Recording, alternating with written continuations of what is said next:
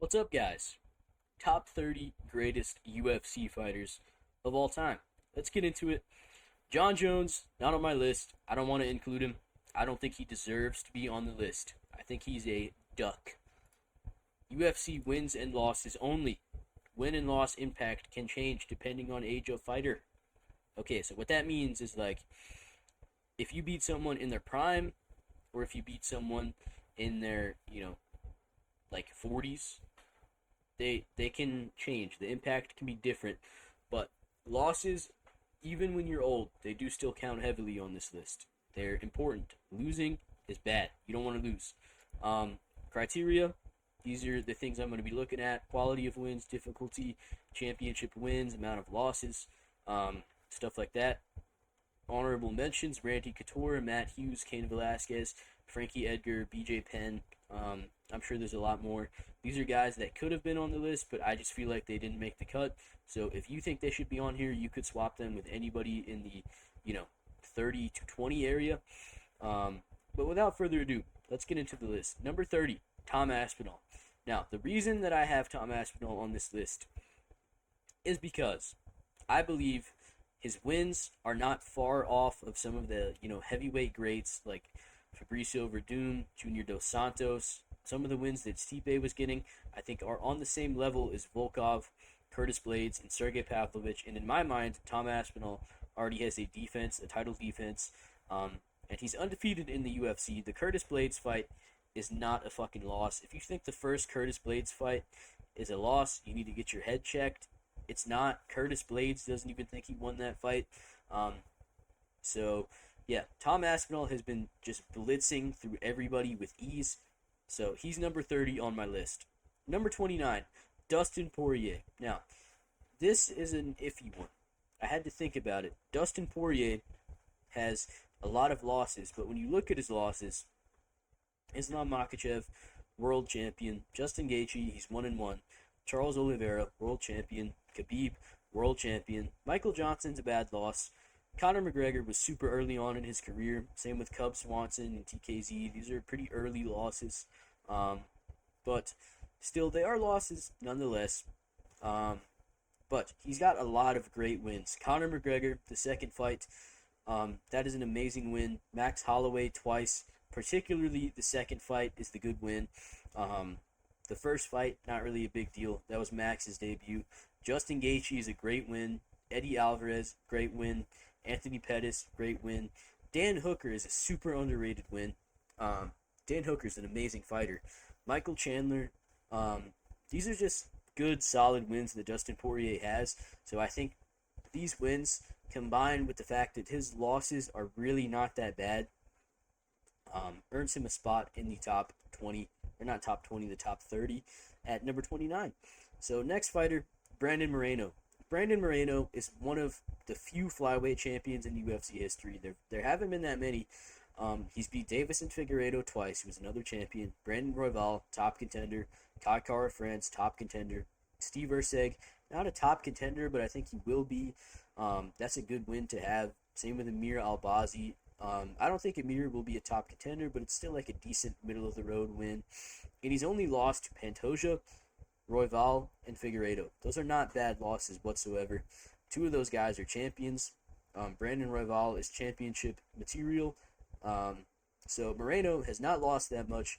He's beat probably the third greatest flyweight in Davison Figueiredo. And he's lost to him too, but he's got two wins where Figueiredo has one. So yeah, I think Brandon Moreno earns a spot on my list. Number 27, Davison Figueiredo. He's beat Pantoja. That is a huge, humongous, giant win. Pantoja, you'll see, he's very high on my list. Brandon Moreno, amazing win. We just went over Brandon Moreno's accomplishments 30 seconds ago. Joseph Benavidez, twice, destroyed him. These are amazing fucking wins. Cody Garbrandt is where it drops off a little bit. Rob Font, Alex Perez, Cheeto, Tim Elliott, those aren't the greatest wins, but the meat and potatoes is the Pantoja, Moreno, Joseph Benavidez wins. Those are big accomplishments, and his losses are really not that bad.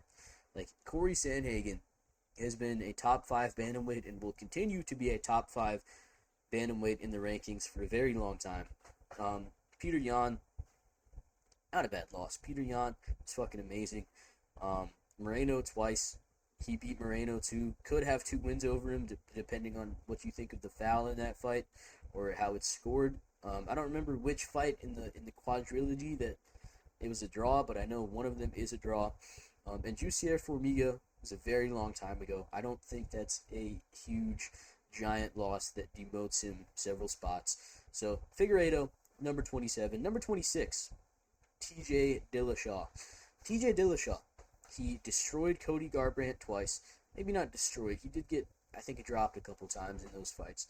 But he finished Cody Garbrandt twice, coming off of that Cruz win. Corey Sandhagen is an amazing win, even though it was very close. He would be several spots higher if he, like, definitively, clearly beat Sandhagen. He would be way higher, but he didn't. Renan Barão twice is amazing. Joe Soto is decent. Rafael Assunção, decent. John Lineker, decent. But when you look at TJ's losses, Aljamain Sterling, weird situation. He fought with one arm. It's a loss, but honestly, I don't view that as bad as a loss if he was healthy. Henry Cejudo, that's like, it's not a bad loss because it's Henry Cejudo, but at the same time, you're getting finished in 30 seconds by Henry Cejudo. I mean, that's not great. Dominic Cruz, very close fight. I think it was a split decision, and TJ was very young. He got better after that fight, and then these last 2 losses here are not impactful whatsoever. Rafael Assunção, who cares? Split decision early on in his career. He also beat him. John Dodson was on tough very early. Doesn't matter. So TJ is number 26. Number 25, I've got Conor McGregor. Double champion, beat Jose Aldo in 13 seconds. Chad Mendes was a top contender for a very long time. Max Holloway was very young, still a good win. Same with Poirier. Destroyed Eddie Alvarez. 1-1 with Nate Diaz, and then he beat Cowboy. That's, decent. But what's really elevating Conor for me is how easily he beat Jose Aldo and the Chad Mendes wins.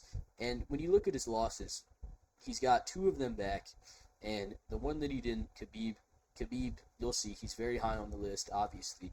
That's not that bad of a loss. Khabib beat literally everybody he fought. He's undefeated. That's it's not a terrible loss.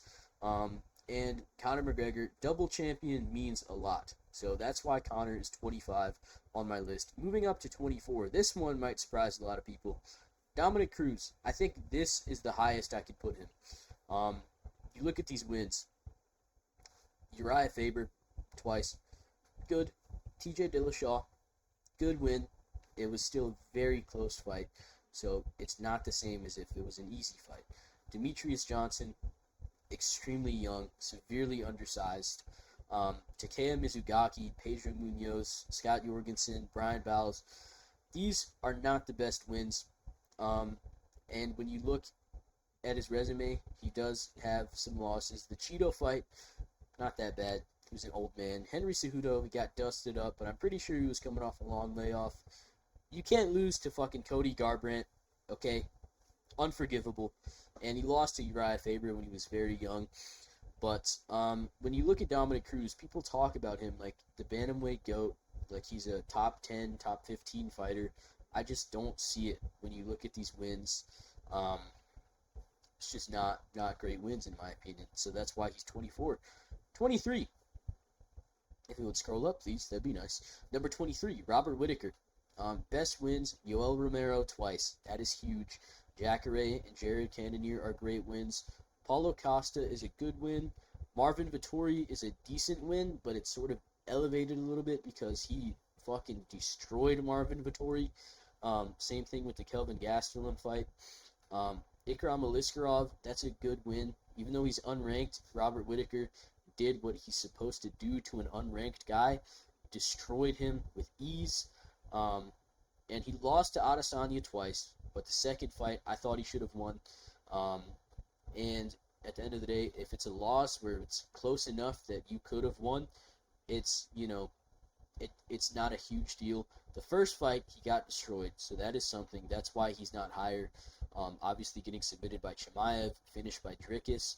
But when you look at these losses, I think they're all to world championship level fighters, except, you know, Wonder Boy. But Wonder Boy was almost a world champion. I mean, like, and that was a long time ago at 170. That's not even his division. But losing to Israel Adesanya, not that bad.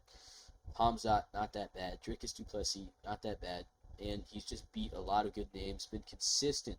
That's a big thing, the consistency throughout the years. He's been performing at the highest level for such a long time. So Robert Whittaker has earned a spot on my list. Number 22, Aljo. Henry Cejudo, good win, but Henry was very old. TJ Dillashaw, good win, but he had one arm. I'm sorry. I just cannot count that like it was a win over a healthy TJ Dillashaw who was able to fight to his full abilities, because it wasn't. The Peter Yan win, amazing. Even though it was a split decision, he still beat Peter Yan. That's not fucking easy to do. The first fight does not count for either of them. It's not a loss for Aljo, not a win for Yan, not a loss for Yan, not a win for Aljo, none of that. We didn't get to see the fight conclude at the end of the day. Corey Sandhagen submitted him in like a minute. That is fucking impressive, okay? That is another win that's really elevating Aljo. If he didn't have that, dude, he'd be like maybe not even on the list, but that is such a huge win. Pedro Munoz was good when he beat him. Calvin Kattar, not that great, and the rest of these wins are not fantastic, but they're still decent wins. And you look at the losses. In his prime, he's got 2-3 losses. Marlon Moraes knocked him out. Sean knocked him out. But the Movsar fight was extremely fucking close, and that's, in my opinion, the top contender at featherweight. So I don't think that's a bad loss. Aljo's number 22. He's got, I think he's tied for the most title defenses at bantamweight, but shouldn't be, because the Yan first fight counts as a win, but it doesn't. But Aljo's still high on my list. Number 21, Peter Yan. Now, I think although Peter Yan doesn't have as many of the wins in title fights, I still think his resume is a little bit better than Aljo's. Beating Corey Sandhagen, granted it wasn't as easy, I think it was a better version than Aljo beat. Davison Figueiredo is an amazing win. Same thing with Song Yadong. Song is a very solid top contender. Jose Aldo still had it when Yan beat him. Uriah Faber, like, it's okay. Jimmy Rivera, decent win. John Dodson, decent win. But the losses, yet again, that's a common theme on this list. Fighters who have few losses to amazing opponents, they're still going to be pretty high. Merab, on the freakiest fucking performance of all time, ungodly kind of performance, like, didn't make sense. Merab shot 50 takedowns in 25 minutes and threw 400 strikes. I mean, what are you gonna do? Merab's beating everybody. The Sean O'Malley fight, it's a loss. I thought he lost to people crying robbery for that fight. I don't agree, but it was still very close, and it's not like he got smoked. And he lost to Aljo, same thing, very close fight. So he's lost 3 fights in the UFC. 1 where he got dominated, 2 that could have gone his way, and his wins, he's got, 4 really elite wins and then 3 decent ones. So Peter Yan is number 21 on my list, and a big factor of this is his skill and how good he is as a fighter. And yeah, Peter Yan, 21. Number 20, Charles Oliveira. Now, Charles beat Dustin Poirier, Justin Gaethje, Michael Chandler twice, Tony Ferguson, Beneil Dariush, and he's beaten pretty much everybody except the GOATs that he's fought. And you look at the Ilya fight, got knocked out. Islam fight got finished easy. You look at the Arman fight, though, that could have gone his way. It's a very close fight. He did lose to Paul Felder, but a lot of these losses, I don't put too much stock into it because he was not in his prime. Like Ilya Taporia, legit loss. That impacts his resume greatly. Same thing with the Islam and Arman losses. And when you go below that, Paul Felder, Ricardo Lamas, these losses are fairly, a long time ago. So I don't think, you look at Charles, he's got like 11 losses, but he's been fighting elite competition literally since his fucking debut. I mean, he fought Frankie Edgar a couple fights into his UFC career. Um, I just don't think his losses are as bad as people make them out to be, and his wins are great. So, and in my opinion, he defended the title twice. The Gaethje fight should have been a defense. I don't think he missed weight. I think the scales were fucked up. So that is why Charles is number 20. Number 19, Francis Ngannou. Stipe Miocic, great win, even though he was a little bit old. Cain Velasquez was old, not in his prime. Still a good win, though. And he's dusting these guys up. That's a big factor. It's not like these fights are close that he's winning, except the Gane fight. Knocked out Curtis Blades twice. He knocked out Curtis Blades before it was cool to do it. So that's a big factor. Alistair Overeem, good win. Andrei Arlovsky, decent win. Jairzinho Rozenstruik, decent win, but when you knock him out in 13 seconds, very good. And he's only lost 2 fights in the UFC. One opponent that he's lost to, he's also beat. And the Derek Lewis fight was like a sparring match. So, Ngannou's number 19. I don't see him on a lot of GOAT lists, and I think he should be. I think he's got an underrated UFC career. It's very impressive what he was able to do. So, yeah, Ngannou's number 19. Number 18, Dricus du Plessis. Now, a lot of people might think this is too high, but I really do put a lot of stock into the fact that, number 1, he doesn't have any losses, and number 3, he's finished basically 2 guys who were like the 2 best middleweights until he came along. Finishing Israel Adesanya, insane. Finishing Robert Whittaker, insane. Sean Strickland 2 times is great. Sean is still a good fighter. I know a lot of people are down on that performance, or down on him after his performance in the second DDP fight. I still think Sean beats most of the division. And the second fight was dominant, so that is something. The first fight was very close, but Derek Brunson is, not the greatest win, still decent. Same thing with Darren Till, but he's undefeated in the UFC. And he's finished 2 of the middleweight GOATs. So that is very important. And I think it places him at number 18. I really do. And if he beats Hamzat, we're talking borderline top 10. Beats somebody after Hamzat, Nasruddin Imavov maybe, or Kyle Baralho. Damn. He would be very close to my top 5. But we'll see what happens. This is the thing with fighters who haven't retired yet. We don't know how their careers are going to end. DDP, for all we know, could go on a 5-fight losing streak and get completely booted out of the top 30. So, right now, he's number 18. And I think it's just fucking insane what he's been able to do. Just casually finishing Adesanya and Whittaker and then beating Strickland twice. Those are basically the 3 best middleweights of his time. And then now we're seeing the division start to level up, but with guys like Hamzat, Imavov, Kaio. But DDP, number 18, 100%. Number 17, Jose Aldo. A lot of people are not going to like this one. But I just don't think Jose Aldo's wins are on the same level as the guys above him. And honestly, I could put DDP above him, but I just feel like that would be a little bit too much. But you look at his wins. Chad Mendes, good win. Twice. But Connor's done it. Volkanovski's done it. People have beat Chad Mendes before.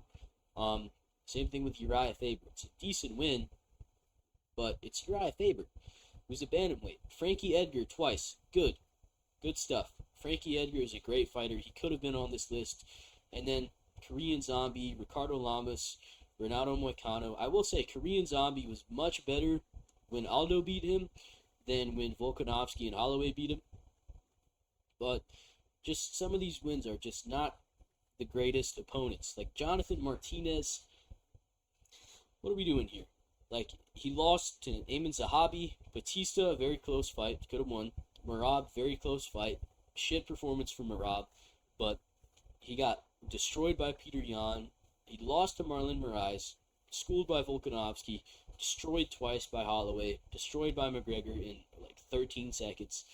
Jose Aldo just cannot go any higher than this on my list. Too many losses, not enough wins over elite names. like truly elite names. So yeah, Jose Aldo, number 17.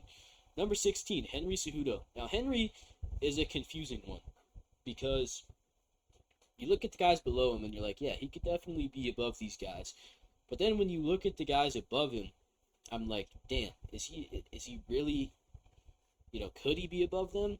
I feel like he could, but should he? So it's confusing trying to determine where I'm gonna put Cejudo. But right now I've got him at 16. Um, what's really carrying his resume is the fact that he's defended both belts and he was a double champion. And the DJ win is very good for your resume. And on paper, the Dillashaw win is great too. Marlon Moraes is a good win. Dominic Cruz is good. On paper, he's got the resume of somebody who's like in the top 5.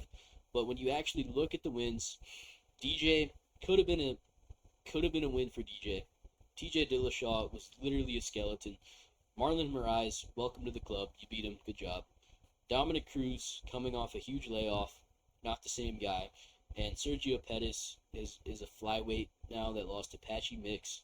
Jussier Formiga, I mean, okay. But he only lost to Joseph Benavidez, a DJ. And then the Aljamain Sterling loss, the Merab loss, they're not as big of a deduction as they would be if he lost to these guys in his prime. The Song Yadong loss was a very weird situation. He was losing the fight, but then he just gets brutally eye-poked, and because he doesn't want to continue, it goes to a decision where he loses by technical decision because he lost a couple rounds of the fight, and then he basically just lost because he got fouled. So that's silly. It should not have gone like that. But Henry Cejudo is number 16 on my list. Number 15, Anderson Silva. This is another one. A lot of people aren't going to agree with me. A lot of people will agree with me, though. I'm glad we're finally seeing the light on Anderson Silva. This guy is not top 5 at all. If you think Anderson Silva is top 5, get out of my face. 10 maximum. You cannot have this guy higher than 10. I have him at 15 because of the losses. The Jake Paul thing is a joke, by the way. You can't get knocked out by Chris Weidman, though. That's unacceptable. Michael Bisping, he lost that fight, too. I will say that should have been a win, in my opinion. Michael Bisping got knocked down, basically knocked out. He's on the floor, borderline unconscious, for like 20 seconds after the bell rings for the end of the round. Can't get up. That should be a TKO for Anderson Silva. But it wasn't. And how do you fucking end up losing to somebody that you basically TKO'd? Bad looks. Daniel Cormier, not a bad loss. Israel Adesanya, not a bad loss. Jared Cannonier, Uriah Hall. These aren't bad losses, but there's still a lot of losses. And he left his career on like a fucking 10-fight losing streak. And you look at the names he beat. Rich Franklin is decent. Nowadays, we're not going to do this thing where we look at Anderson's resume and say, oh, well, the guys he beat were the best in his time. Because, yeah, they were. We're judging based on today. They're not good wins today. Rich Franklin, Nate Marquardt, Dan Henderson is a good win. Damian Maia is a good win. Chael Sonnen. Who the fuck is Chael Sonnen, dude? I know he's got good trash talk. He's good on the mic. But Chael Sonnen is not that great. Okay? I'm just going to be real with you. Chael Sonnen is not a good win. And the first win over Chael was fucking terrible. He got his ass kicked for like 99.9% of the fight and then got a submission, a Hail Mary submission, praying to fucking Jesus. A Hail Mary submission. And then the second fight, he beat Chael more decisively and it's a better win. Still, Vitor Belfort, welcome to the club. Vitor was a good fighter in his time, but very overrated. Yushin Okami, who the fuck is that? Pretty sure that guy brought me my Uber Eats delivery the other day. All jokes aside, like Yushin Okami when he was around might have been a good fighter, but that's just not a win that's putting you in my top 5. There's some wins that I didn't put here, and it's because who the fuck are they? They're not good wins. Like Anderson's just not that high on my list, man. And I know people are gonna disagree, but I just cannot put this guy any higher than anybody above him. Number 14, Israel Adesanya. Spoiler alert, I know you saw Pantoja, you saw it. Spoiler alert, my bad. But yeah, Adesanya, number 14, and beating Robert Whittaker by knockout and Pereira by knockout, and also having that additional win against Robert, and then Jared Cannonier and Prime Paulo Costa. I'm sorry, that's better than anything Anderson has ever done. And Izzy defended his title like 5 times. And I know he's got a lot of losses too, but it's not like he's losing to fucking Chris Weidman. Jan Blachowicz is an amazing fighter. Alex Pereira is one of the GOATs. Sean Strickland is a great fighter. Don't even try and compare that to Chris Weidman. It's not. It's not the same.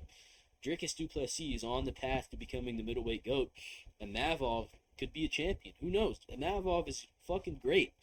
And these wins are just a lot better than Silva's wins. I'm sorry, they are. Yeah, beating Robert Whittaker twice, Alex Pereira, Jared Cannonier, Prime Costa. He's the one who broke Costa. Costa is not the same now because of how badly Izzy beat him. So I've got to have Izzy number 14. I can't put him any higher though. I know there's going to be some little nerd telling me this guy's top 10. He's not. I know he watches anime and he does Naruto poses. That doesn't mean he's top 10. Number 13, Pantoja. Now, I've been seeing people go a little bit crazy, putting Pantoja over DJ, putting him in the top 10. Not yet. Soon, if he wins. A couple more fights, soon. Not yet. Brandon Moreno twice, though, is amazing. Kai Kara France is an amazing win, especially with how easily he beat him. Manel Kape is a great win. He outstruck Manel Kape, too. Very impressive. Brandon Royval twice. Extremely impressive. Steve Erceg should have lost that fight, but still a good win. Steve Erceg is an underrated fighter. I know he keeps fucking losing, but he's fucking good. I'm telling you guys, Steve Erceg is very good. But the thing with Pantoja is people try and act like he's beating people that were levels above the fighters that DJ was beating, and that's just not true. Kai Asakura literally won a fight in the UFC, and he lost to Kyoji Horiguchi, who's the guy that DJ beat. Steve Erceg, I don't think is that much better of a win than somebody like John Dodson or Ali Bagatinov or Ray Borg. Like, he's better than them. Don't get me wrong, he is better. He would beat those guys. But it's not so much better to the point where I think he's better than DJ. And I think the division, the flyweight division, is way closer to the level it was at when DJ was champion than other divisions. Like, middleweight when Anderson Silva was champion and now are drastically different. Flyweight then and flyweight now are different, but it's not by a huge margin. So, Pantoja, number 13 on my list. And you look at the losses, Davis and Figueiredo, he got pieced up, and that's okay. It's Figueiredo. And Askar Askarov. The Dustin Ortiz fight was a long fucking time ago. I think it might have been his debut. So, I don't really put too much stock into that at all. But he's got 2 legit losses, and then he's gone on a complete fucking tear, destroying everybody. Not destroying, but beating everybody and destroying a lot of the names on the list. So, yeah. Pantoja, gotta be on here. Number 12, Old Man Stippy. Yeah. Daniel Cormier, twice, insane. Francis Ngannou, amazing win. Junior Dos Santos, great win. Same thing with Overeem, Fabricio Verdum, Andre Arlovsky, Mark Hunt. He's just got a lot of title defenses, solid wins, and the 3 wins over, Cormier and Francis. 3 wins combined, by the way. I'm not saying he beat Cormier 3 times. I know, he beat him twice. And Francis once. That's 3. That's just amazing. And that's kind of like what Tom Aspinall is missing. If he beats somebody like Magomed Ankalaev or Alex Pereira, I think that would be similar to Stipe beating a DC in a Ngannou, and that's why Stipe is so high. Or I'm getting my words jumbled up, but I think you guys are getting my point. Stipe just has a lot of solid fucking wins, and then you add Daniel Cormier twice and Francis Ngannou onto that. That's just amazing. And you look at the losses. He lost once to DC, once to Francis. The John Jones loss barely counts at all. Fucking barely. I barely count that. Stipe is literally 95. He couldn't walk. They wheeled him out on a wheelchair to the arena when he was fighting. John Jones just beat an old man. It doesn't count. Stefan Struve, bad loss, but I'm pretty sure he got eye poked right before he got knocked out. I don't remember. Maybe I'm making shit up.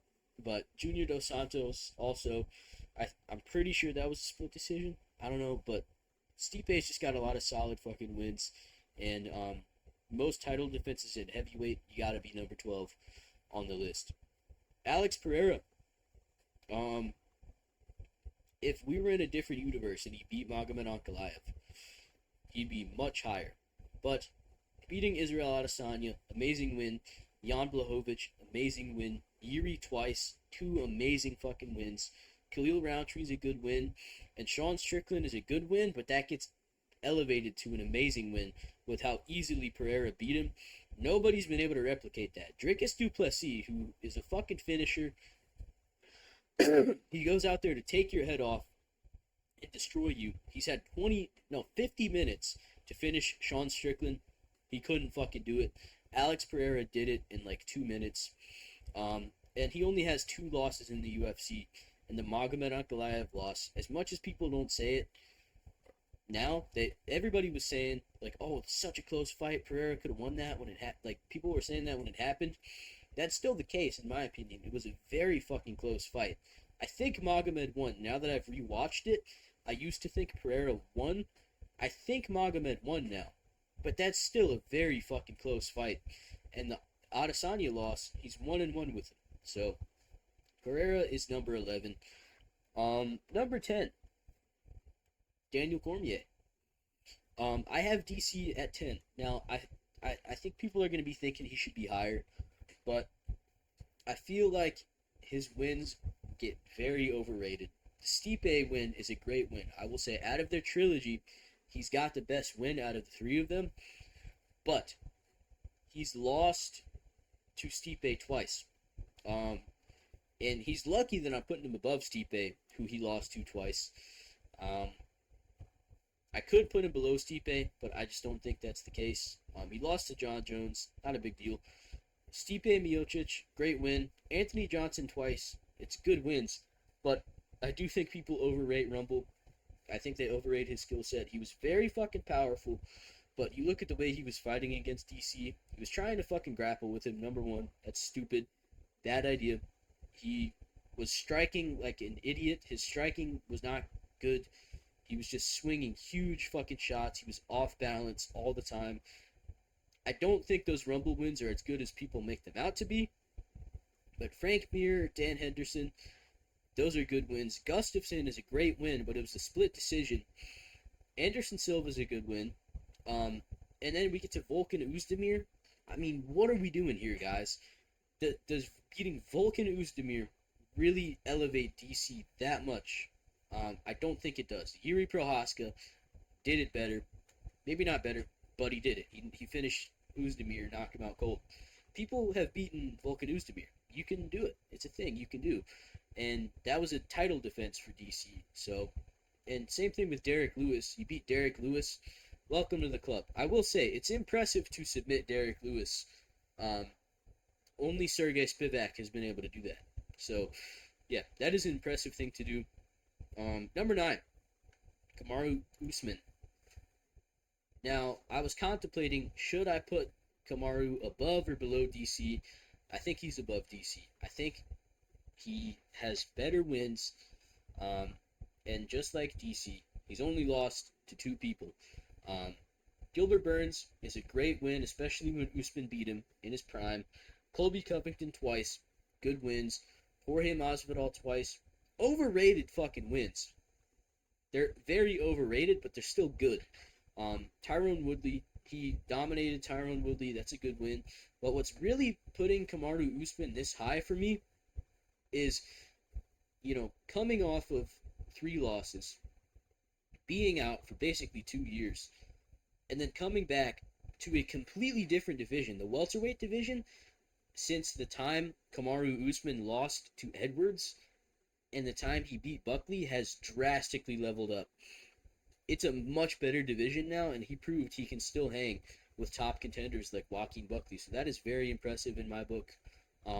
Damian Maia is a decent win. Sean Strickland, I probably shouldn't have even put that name on the list because it was a welterweight Strickland a fucking long time ago. That's not a great win, but it still happened. Same thing with the Leon win, and RDA is a decent win, but he's only lost 3 times, one of which could have been a draw.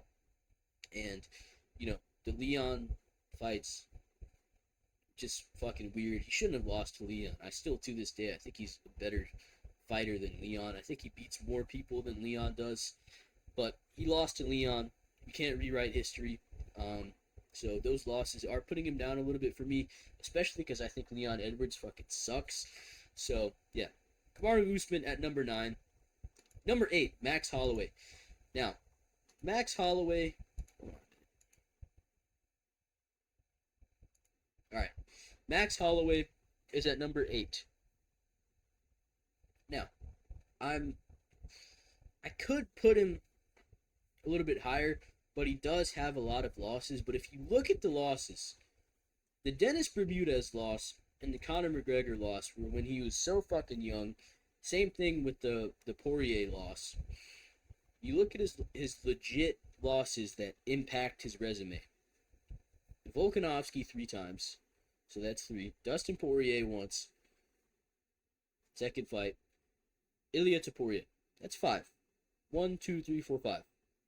That's not that much. Losing to 3 people in 5 fights, and 2 of those people are in my top 10. Spoiler alert, Volkanovski and Ilia are both top 10 for me. Dustin Poirier, obviously you saw he was on my list. These losses are just not that bad. And you look at these wins, I feel like Justin Gaethje, shit, dude, I think he's better than anybody Jose Aldo has beat besides maybe Frankie Edgar. And Max has beat Jose Aldo twice. He's beat Arnold Allen. Arnold Allen, I'm going to go out on a limb here. Arnold Allen would have beaten Jose Aldo in his prime, I think. Same with Yair. I think he could have done it. These are great wins. TKZ was an old man. Max is the one who broke Calvin Kattar. He is the reason Kattar's on this losing streak, in my opinion. He beat Frankie Edgar. He beat Brian Ortega. Beat the brakes off of Ortega. Ricardo Lamas is decent. But Max has just been around for so long. He had his title reign. He had his 12-fight win streak. And his losses are not that bad. I'm just going to say it. His losses are not that bad. You look on his resume, he's got,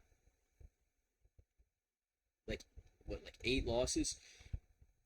5 of those are legit, bad losses that do impact your career. But Max has to be number 8 for me. Number 7, Khabib. Khabib's career was not short. When I say this, it wasn't short, but if you really look at it, he didn't have that many UFC fights. He just took a lot of time off in between them. So his career was short, but very sweet. No losses. That is huge. That's a big deal. Tied the record for the most lightweight title defenses until Islam Makhachev came along. And Conor McGregor, Dustin Poirier, and Justin Gaethje are 3 great wins, and he beat them so easily that I have to put him at number 7, and being undefeated is a big factor. So I don't have that much to say about Khabib. On paper, you look at his resume, you might think, he might be in the top 15 area, but I do think it is a big deal how easily he beat these guys. So, yeah. And number 6, Ilia Topuria. He's above Khabib. You can call it recency bias if you want. I don't think it is. Max Holloway, better than Conor McGregor. Alexander Volkanovski, better than Gaethje. Charles Oliveira, better than Poirier. And he's knocking these guys out so easily. specifically the Charles Oliveira fight. That was just fucking brutal. He destroyed him. And like, what do I even really need to say? He's a double champion, defended his featherweight title once against prime Max Holloway. People are now saying Max Holloway was washed for that fight and he was weight drained at 145 where he fought his whole career. That's retarded. I'm sorry if you think that. I'm not calling you retarded, but it is pretty retarded. Volkanovski, there are some asterisks for that one though. He did not beat the best version of Volkanovski, but he did still fucking knock out Volkanovski. We just saw Volkanovski got his belt back. And the Charles Oliveira loss knocked him out in like 2 minutes. Fucking easy peasy. His contender wins are good too. The Bryce Mitchell win is good. Josh Emmett is a good win. Yusuf Zalal is looking to be a win that ages very well. So yeah, Ilia Topuria, number 6 on my list. Number 5, Merab Dvalishvili. I've got to have Merab here. Peter Yan, the way he beat Peter Yan is a huge fucking win for his resume. Sean O'Malley twice. Henry Cejudo, Umar, Jose Aldo, Marlon Moraes, John Dodson. These are all great wins. John Dodson and Marlon Moraes less than the others. But, I mean, submitting Sean O'Malley is fucking crazy. I don't know if anybody will ever do that again. The only guy that could possibly do it is Umar, and I'm not sure if he would be able to. 50-45ing Yan and throwing 400 strikes and shooting 50 takedowns against him. Nobody will ever do that again. Never. Not ever again will anybody do that. And these wins are just fucking insane. So Merab's number 5. He's only got 2 losses. His first 2 UFC fights. Not a big deal. I mean, he's gone on to have this insane win streak, defend his title twice. So, yeah. Merab, number 5. Number 4, Mighty Mouse. Henry Cejudo, Joseph Benavidez twice is great. Not a lot of people talk about Joseph Benavidez anymore. That is a great win. Kyoji Horiguchi is an amazing win. Ali Bakatinov is a good win. That's kind of like a Amir Albazi or Steve Erceg win for Pantoja, or Moreno and Pantoja. Tim Elliott has like been in the top 15 since he was born, I guess. He was not a great win, but Ray Borg, John Dodson, these are decent wins. And I think a lot of the guys DJ beat would still be ranked nowadays. So breaking the title defense record for the UFC in general, being able to beat somebody with a flying armbar, beating Henry Cejudo, losing to Henry Cejudo by split decision in a fight that he arguably could have won, and losing to Dominic Cruz doesn't fucking matter. He was so young and very undersized. So those losses are not a big deal at all in my book. And he just beat like everybody. So DJ, number 4. Number 3, Alexander Volkanovski. Beating Max Holloway 3 times, fucking insane. And to top it off, he beat Jose Aldo. And then, coming off 2 KO losses, long layoff, fighting probably the most dangerous featherweight right now, Diego Lopez. He beats him, gets his belt back, pieces him up the whole time, aside for 2 moments in the fight where he got caught. Brian Ortega beat the absolute brakes off him. I will say that should have been a TKO 100%. I think it was the end of round 3. Herb Dean took years off Brian Ortega's life. Chad Mendez, good win. Korean Zombie, when Volk beat him, it was not the best. Yair, great win, and he's lost 3 fights in the UFC to 2 people. One, the Islam Makhachev first fight, so fucking close. Being able to go up and do that to the greatest lightweight of all time, who happens to be on this list. You haven't seen him yet, but he's on the list. Insane. Nobody is gonna drop. Well, not nobody. I think Jack will. But not a lot of people can drop Islam Makhachev and start raining down ground and pound in round 5. And he lost to Ilia Topuria.